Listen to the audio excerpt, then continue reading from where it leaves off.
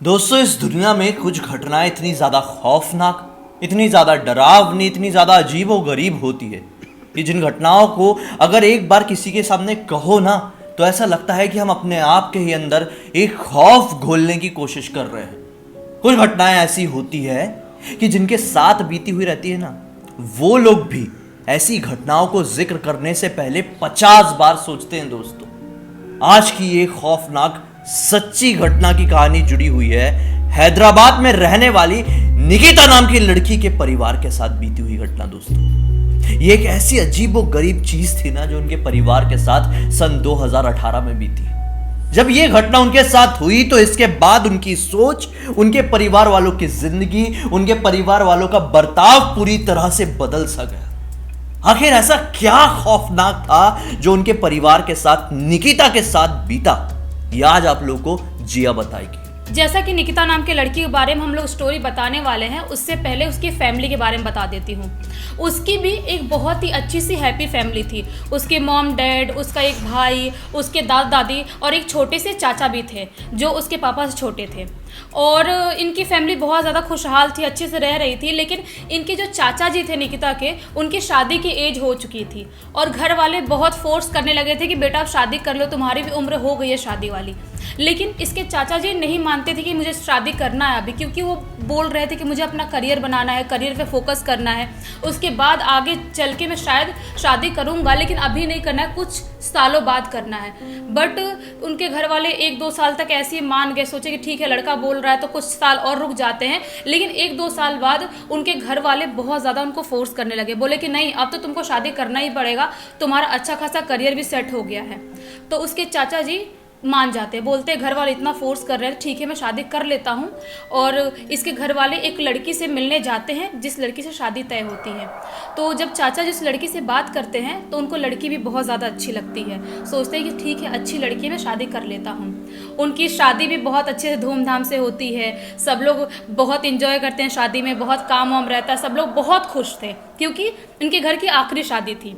सब लोग बहुत ही ज़्यादा खुश थे। शादी के बाद आता है रिसेप्शन का टाइम। रिसेप्शन भी बहुत अच्छे से धूमधाम से बीतता है और रिसेप्शन के बाद सब मेहमान लोग अपने अपने घर चले जाते हैं और इनके अब आराम करने का टाइम आता है, क्योंकि शादी में बहुत भाग दौड़ रहती है। अब सोचते हैं सब लोग कि ठीक है फाइनली सब कुछ बहुत अच्छे से हो गया, अब हम आराम करते हैं। लेकिन जब ये लोग देखते हैं कि जिनकी शादी थी वो तो घर पे है ही नहीं। मतलब निकिता के चाचा हाँ। रिसेप्शन कंप्लीट होने के बाद अपने घर पे थे ही नहीं। मतलब मेहमान गए और ये भी पता नहीं अचानक से कहाँ गायब हो गए। दुल्हन थी घर पे। हाँ दुल्हन थी। वो लोग उनका फोन लगाने का ट्राई कर रहे हैं, उनका फोन घर पे ही छूट चुका था। मतलब वो कहाँ गए थे फोन छोड़ के, किसी को समझ में नहीं आता है। सबको लगता है कि शायद हो सकता है अपने दोस्तों के पास चले गए होंगे पार्टी वार्टी करने के लिए, अभी अभी तो शादी हुई है, बहुत खुश होंगे, कहीं घूमने निकल गए होंगे, कुछ 1-2 घंटे में वापस आ जाएंगे। बाकी लोग उनका वेट करते हैं 2-3 घंटे तक, उसके बाद भी वो वापस नहीं आते हैं। तो उनके 1-2 दोस्तों के पास फ़ोन करते हैं कि क्या तुम्हारे पास गए हैं ये उसके चाचा जी, लेकिन वो लोग बोलते हैं कि नहीं हमारे पास तो नहीं आए हैं। तो वो लोग सोचते हैं कहाँ गया होगा, लेकिन इतना टेंशन नहीं लेते हैं क्योंकि कुछ घंटे ही हुए थे उनके गायब हुए। तो सोचते हैं कि हो सकता है सुबह तक वापस आ जाएगा। लेकिन जब सुबह देखते हैं तो सुबह भी वापस घर पे नहीं होते हैं। तो ये लोग शॉक्ड हो जाते हैं कि कल रात से ही गायब है, आज सुबह होगा, सुबह भी नहीं है। वो दिन में भी ढूंढने की कोशिश करते हैं, दोस्तों के घर पे जाते हैं, लेकिन वो कहीं पर भी नहीं थे। उसके बाद ऐसे ही करके उनके जब रात का टाइम आता है, सोचते हैं कि अभी रात हो गई, अभी क्यों नहीं आया। इसके बाद ये लोग टेंशन में आ जाते हैं, सोचते हैं कि शायद हो सकता है कि कुछ गड़बड़ हो चुका है, हमको पुलिस स्टेशन जाना चाहिए और रिपोर्ट लिखवा देना चाहिए। तो ये लोग उसी दूसरे दिन रात में ये लोग पुलिस स्टेशन जाते हैं, रिपोर्ट लिखवाते हैं, लेकिन पुलिस लोगों को भी तो प्रोसेस करने में टाइम लगता है। तो वो लोग बोलते हैं ठीक है हम पता लगाने की कोशिश कर रहे हैं, पूरे गांव में ढूंढते हैं, बाहर के थोड़े बहुत शहर में देखते हैं, थोड़ा दूर दूर गांव में, लेकिन कहीं पर भी वो दिखाई नहीं देते, ना समझ में आता है कहाँ पे गए हैं वो। उसके 2 दिन बाद उसके चाचा जी की लाश मिलती है एक तालाब के पास। ये लोगों को समझ में नहीं आता, इनकी मतलब पैर के नीचे से जमीन खिसक जाती है कि ये क्या हो गया। मतलब जहाँ इनका घर था वहाँ के एक आउटर एरिया, मतलब घर से 8-10 किलोमीटर की दूरी पर एक तालाब था। वो तालाब के बारे में किसी ने सोचा ही नहीं था शायद। पुलिस वालों ने भी हर जगह ढूंढे थे और घर वालों ने भी बहुत सारी जगह ढूंढने की कोशिश किए थे, लेकिन ये कहीं नहीं मिले थे। अचानक से किसी की मदद से पता चला कि उनकी डेड बॉडी इस तालाब के पास है। जब डेड बॉडी वहां से बरामद हुई हाँ और डेड बॉडी को जब घर पर लाया गया तो ये मंजर बहुत बदल सा चला गया। मतलब मानो कि मौसम पूरा बिगड़ गया था। डेड बॉडी जब घर के बाहर रखी गई, घर के आंगन में समझ लो, तो बहुत तेज तूफान आने लगा, अजीब सी हवाएं चलने लगी, बहुत बुरी तरह से निगेटिविटी सी फैल गई चारों तरफ। तो फिर निकिता को ये सब देख के ना बहुत एक नेगेटिव वाइब्स आने लगी। उसको समझ में नहीं आया कि ये जो आज का मौसम दिख रहा है बिल्कुल नॉर्मल नहीं लग रहा है। कुछ लोग होते हैं जिनको नेगेटिव वाइब्स और पॉजिटिव वाइब्स बहुत जल्दी आती है, तो सेम निकिता के साथ भी ऐसा ही हो रहा था। वो ये सब बर्दाश्त नहीं कर पाई, लोग रोते हुए लोगों को नहीं देख पाई, वो भागते हुए अपने कमरे में गई और वहाँ पे जाके बैठ गई। उसका सिर बहुत ज़ोर ज़ोर से दर्द हो रहा था क्योंकि उसने अपने चाचा की डेड बॉडी देखी थी। मतलब अभी तक जो बहुत खुश थे, जिनकी अभी कुछ दिनों पहले शादी हुई थी, जिनकी नई नवेली दुल्हन घर पर बैठी हुई थी, जिसका अभी हाथों की मेहंदी तक नहीं निकली थी, उस दुल्हन को सफेद कपड़े पहनाए जा रहे थे। सब लोग रो रो के पागल हो चुके थे। ये मंजर निकिता से मतलब बर्दाश्त नहीं हो पाया। वो रो भी नहीं पा रही थी, ब्लैंक थी। थक हार के अपने बेडरूम में जाके सोती है और जब बेडरूम में सोती है उसको एक बहुत ही ज़्यादा भयानक सपना दिखाई देता है। उसको सपने में दिखाई देता है कि मेरे चाचा मेरे सामने खड़े हैं और वो मुझे अजीब तरह से देख रहे हैं, जैसा उन्होंने मुझे अपनी लाइफ में कभी भी नहीं देखा। और वो देखती है कि उसके पूरे पैर में, उसके पूरे पैंट में, उसकी हाफ बॉडी में पूरा ब्लड लगा हुआ है। वो ये मंजर देख के इतनी ज़्यादा डर जाती है सपने में ही, और इतना उसका पेट दुखने लगता है कि अचानक से उसकी नींद खुल जाती है। और जब उसकी नींद खुलती है तो भी उसका पेट दुख रहा था। और जो उसने मंजर सपने में देखा था कि पूरे उसके पैर में ब्लड लगा हुआ है, उसके पैंट में ब्लड लगा हुआ है, सेम टू सेम वैसा ही हो गया था। उसको पीरियड हो चुका था, जिसकी वजह से वो बहुत ज़्यादा डर जाती है, पेट भी बहुत दुखने लगता है। उसके बाद अपने मम्मी को बताती है, लेकिन जो उसको ये पीरियड वाली प्रॉब्लम हुई थी वो बिल्कुल भी नॉर्मल नहीं थी। उसके बाद उसका जो ब्लीडिंग था वो रुक ही नहीं रहा था। बहुत टाइम तक उसका, आज 7-8 दिन हो गए, उसका ब्लीडिंग रुक ही नहीं रहा है। वो उसका कंटिन्यूसली उसका वैसा ही है और बहुत ज़्यादा मात्रा में है, जिसकी वजह से घर वाले बहुत ज़्यादा टेंशन में आ गए। डॉक्टर के पास भी लेके गए, लेकिन कुछ भी फर्क नहीं पड़ रहा था। इतनी जगह घूम रहे थे, लोगों से डिस्कस कर रहे थे, लेकिन इसके दिमाग से एक चीज नहीं निकल पा रही थी कि आखिर क्यों मुझे ऐसा सपना दिखाई दिया और उस सपने के दिखने के बाद ऐसा क्यों मेरे साथ हो रहा है। उसको इस चीज का जवाब मिल ही नहीं पा रहा था कि आखिर उसके चाचा, जिसे वो इतना प्यार करती थी, जो चाचा उसे इतना ज्यादा प्यार करते थे, वो सपने में इतने ज्यादा खौफनाक क्यों दिखाई दे रहे हैं। उस सपने का मतलब क्या था, ये परेशानी क्या उस सपने से जुड़ी हुई थी। सवालों के जवाब नहीं मिल पा रहे थे। डॉक्टर्स अपने हाथ खड़े कर चुके थे, बड़े से बड़े जानकार लोग भी नहीं बता पा रहे थे कि आखिर तोड़ क्या है, क्या हो रहा है, आखिर ये प्रॉब्लम क्या है, क्योंकि किसी के साथ इससे पहले ऐसा कुछ नहीं हुआ था। ऐसे करते करते करीबन 20 से 25 दिन बीत जाते हैं। 20 से 25 दिन बाद जब ये लोग थक हार चुके थे, इनको समझ में नहीं आ रहा था कि आखिर करना क्या है, एक बहुत पुराने रिश्तेदार से इसके पापा की मुलाकात होती है। वो बताते हैं कि शायद आप उनके बारे में नहीं जानते, आपके घर से तकरीबन 25 किलोमीटर की दूरी पर एक ऐसा इलाका है, वहाँ पे एक घर है जिस घर में एक ज़्यादा उम्र के बाबा रहते हैं। वो हर तरह की परेशानियों का इलाज करते हैं। निकिता के पापा उस जगह से वाकिफ थे, लेकिन उन्हें इन बाबा और इस घर के बारे में बिल्कुल भी जानकारी नहीं थी। लेकिन फिर भी सोचते हैं कि रिश्तेदार ने बताए हैं तो जाके देखते हैं, शायद कुछ आराम मिल जाए। अब बस अगले ही दिन वो निकल जाते हैं उन बाबा के घर, निकिता को लेके, उसकी मम्मी और खुद। तीनों लोग वहाँ पर पहुँचते हैं, बताए हुए एड्रेस पर घर भी मिलता है। घर खुला हुआ था, घर के अंदर जाते हैं तो एक बाबा बैठे हुए थे, बुजुर्ग, 85 से 90 साल के बीच की उम्र रही होगी। ठीक से चल भी नहीं पा रहे थे, लड़खड़ाए हुए कदम थे, लेकिन चेहरे में इतना ज़्यादा नूर था कि मानो एक नॉर्मल इंसान के चेहरे में तो बड़ी रेयरली देखने को मिलता है।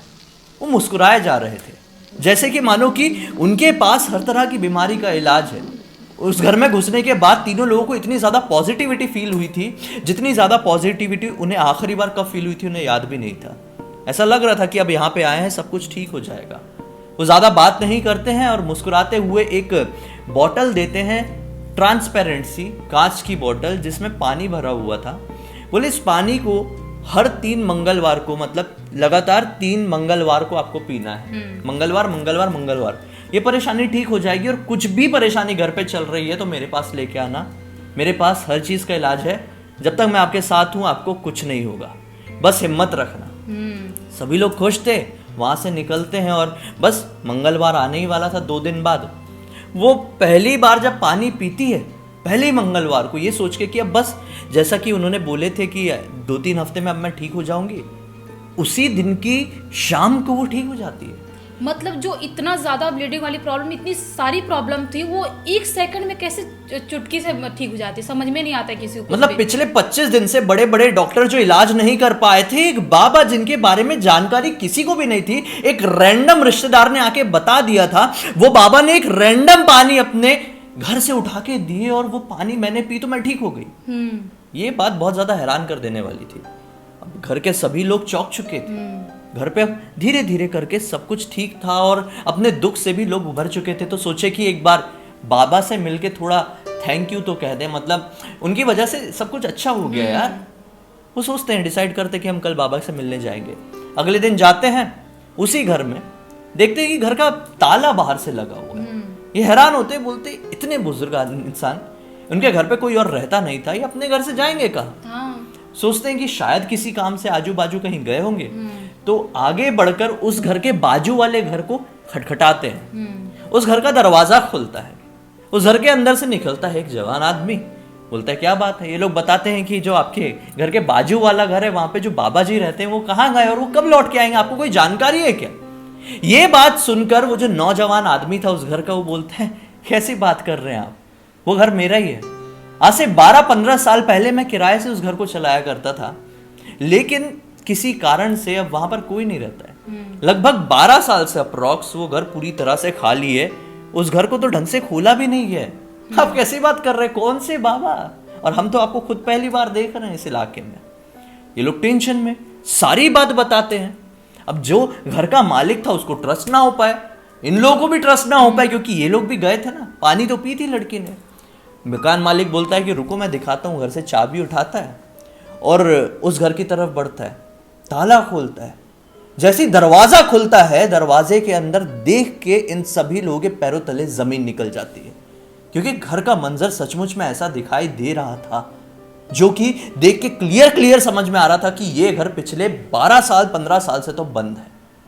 ये लोग ब्लैंक थे, क्योंकि घर में पूरा जाला लग चुका था, डस्टिंग हुआ था, मतलब उसकी हालत बहुत ही ज़्यादा ख़राब थी घर की। ये लोग ज़्यादा बात नहीं करते हैं, निकल के आ जाते हैं। आज इस वाकया को लगभग 4 साल बीत चुके हैं। 4 सालों में इस घर में अब किसी तरह की कोई परेशानी नहीं आई, ना ही किसी तरह की कोई निगेटिविटी आई है। जिंदगी कट रही है, बहुत अच्छे से चल रही है। लेकिन कुछ सवाल है जिन सवालों के जवाब आज तक इन्हें नहीं मिल पाए और शायद आने वाले कई समय तक इन्हें ये जवाब नहीं मिल पाएंगे। आखिर चाचा की मृत्यु कैसे हुई? आखिर इतने ज्यादा प्यार करने वाले चाचा, जो कि अपनी भतीजी को इतना ज्यादा चाहते थे, वो इतने खौफनाक तरीके से सपने में क्यों दिखाई देते थे? वो खौफनाक सपना दिखने के बाद ये परेशानी कैसे शुरू हो गई? और वो कौन बाबा थे? वो कैसे घर थे, मतलब वो कैसे घर में रहते थे जो कि घर पिछले 12-15 साल से बंद था? वो बाबा वाला मैटर तो मतलब पूरा समझ में ही नहीं आया कि कैसे पॉसिबल हुआ। ये सब कुछ पुलिस ने भी बहुत पता लगाने की कोशिश की कि चाचा की मृत्यु कैसे हुई, लेकिन पुलिस भी आज तक पता नहीं लगा पाई कि आखिर कैसे मृत्यु हुई थी और सब कुछ क्या हुआ था। वो लोग भी नहीं समझ पाए आज तक। बहुत ज़्यादा हैरान कर देने वाला मैटर था। आपको क्या लगता है? ये पूरी की पूरी कहानी ध्यान से सुने होंगे, अपनी राय कमेंट सेक्शन में जरूर बताइए।